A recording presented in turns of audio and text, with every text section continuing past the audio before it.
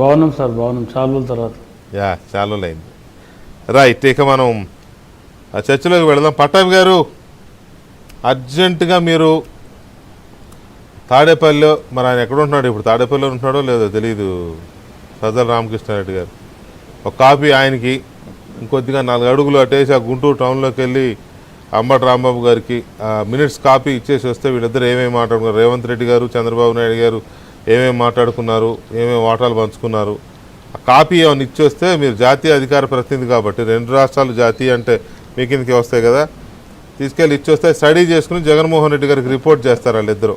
చాలా urgent, time లేదు, చాలా యాంగ్జైటీగా ఉంది. తర్వాత ఒక గురుతరమైన బాధ్యత భుజాన వేసుకున్నారు వాళ్ళు. ఆంధ్రప్రదేశ్లో తీర ప్రాంతాన్ని టీటీడీని ఎక్కడ మీరు తెలంగాణకు రాసేస్తారేమో అని వాళ్ళు చాలా భయపడుతున్నారు, చాలా ఆందోళన ఆవేదన చెందుతున్నారు. త్వరగా బయలుదేరాలి మీరు ఈ డిబేట్ కాగానే. కాదు సార్, కాదు వీకే గారు,